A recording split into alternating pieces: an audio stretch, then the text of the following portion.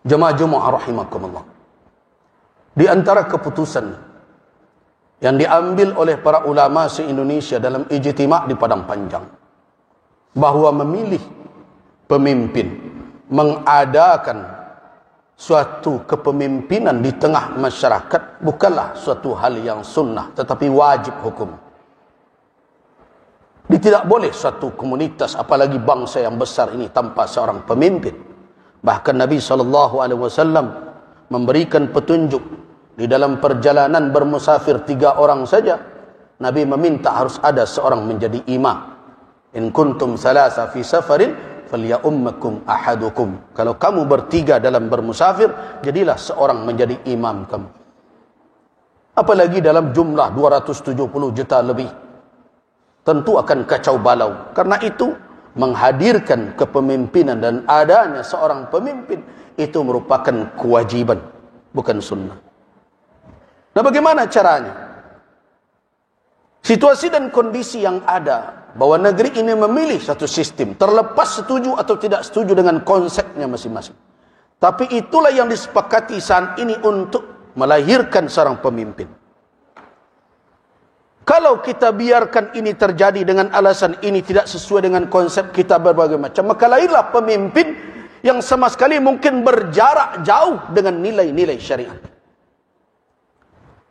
Karena itu, pilihan hanya satu untuk saat ini. Terlibat aktif dan cerdas. Terlibat aktif dan cerdas di dalam mewujudkan kepemimpinan yang baik. Bukan berpangku tangan. Sebagai ketua MUI, saya bukan tim kampanye siapapun dan tidak akan menunjuk nama siapapun. Tetapi sebagai ketua Majelis Ulama, saya berkewajiban menyampaikan kepada umat, wahai umat Islam, bahwa di dalam Islam, di dalam keputusan Majelis Ulama yang diambilkan dari petunjuk syariat untuk menunjuk pemimpin, memberikan sultah, kewenangan kepada seseorang menjadi pemimpin kita, harus memenuhi 4 syarat yang itu adalah syarat wajib pada Nabi SAW. Orang tersebut harus siddiq, orang tersebut harus amanah, orang tersebut harus fatanah, orang tersebut harus tabligh.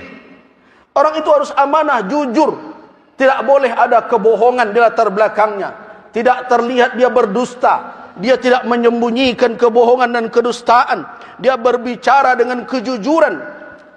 Ini adalah syarat mutlak. Karena jangan sampai orang pendusta dan pembohong diserahkan amanah, setelah itu kita menangis, didustai dan dibohongi sepanjang tahun, 5 tahun yang akan datang. Yang kedua, orang itu harus amanah. Amanah seseorang itu diukur dari mana? Yang pertama tentu dari komitmennya kepada Rabbul Alamin, ketakwaannya, ketakutannya kepada Allah. Karena kalau amanah itu hanya diukur dengan pengawasan manusia, dengan pengawasan si fulan, dengan orang-orang yang akan menyalahkannya, orang-orang tersebut bisa saja ditipu berjamaah oleh dia. Karena itu pertama sekali dalam mengukur amanah seseorang, bagaimana tingkat komitmennya beragama, ketakwaannya, ketakutannya kepada Allah, salatnya bukan hanya di depan kamera, tanya orang sekitarnya, cari tahu siapa dia.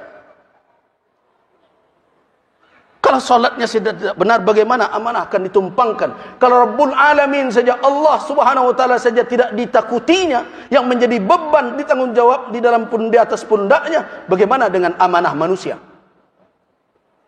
Yang kedua, lihat perjalanan hidupnya selama ini. Apakah janjinya bisa dia buktikan atau tidak?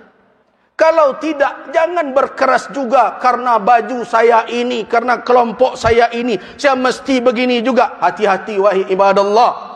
Setiap kita memberikan kewenangan dan amanah, wala itu tidak selesai hanya dengan keluar di tempat pemilihan itu, tapi akan dipertanggungjawabkan kelak sampai di hari kiamat di hadapan Allah Subhanahu wa taala. Hati-hati. Itu kewajiban din, kewajiban agama memberikan kewenangan itu.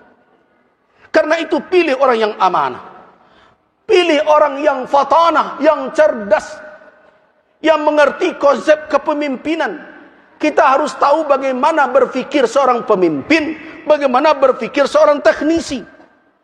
Kita harus tahu seorang pemimpin itu punya konsep yang besar, kepada umat ini, punya rencana, punya mimpi, tetapi tidak hanya sekedar angan-angan.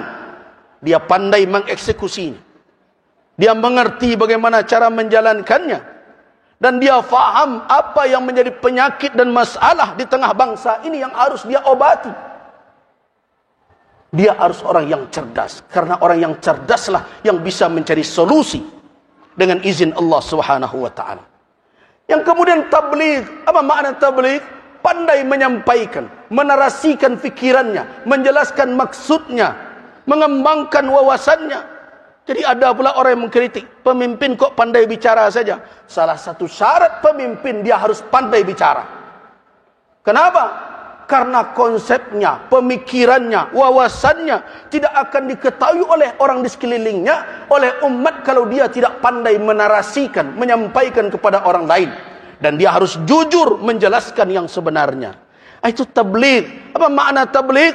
Orang itu transparan, orang itu punya kemampuan dan kemauan dengan lurus menyampaikan apa yang ada yang menjadi tanggung jawab dan tugas. 4 sifat itu wajib. Nah, kalau ada orang yang seperti itu, di dalam fatwa Majelis Ulama tersebut, wajib memilih orang yang seperti itu. Dan memilih yang selain itu haram hukumnya di dalam Islam. Begitu keputusan. Nah, hari ini saya sampaikan, Allah Subhanahu wa ta'ala menjadi saksi dalam khutbah ini. Allahumma fashhad, ya Allah saksikanlah, saya telah sampaikan kepada umat di negeri ini, kita akan dipertemukan oleh Allah Subhanahu wa ta'ala. Saya lepaskan tanggung jawab saya hari ini. Saya telah ingatkan umat khusus di Masjid Muhsinin ini, kalau ada orang yang memenuhi atau mendekati standar yang itu, maka wajib memilihnya dan memilih yang lain. Padahal ada orang yang memenuhi kriteria tadi, haram hukumnya. Itu keputusan ijtima' Komisi Fatwa Majelis Ulama se-Indonesia di Padang Panjang tahun 2009. Innallaha malaikatahu yusalluna 'alan nabi. Ya ayyuhalladzina amanu sallu 'alaihi wa sallimu taslima.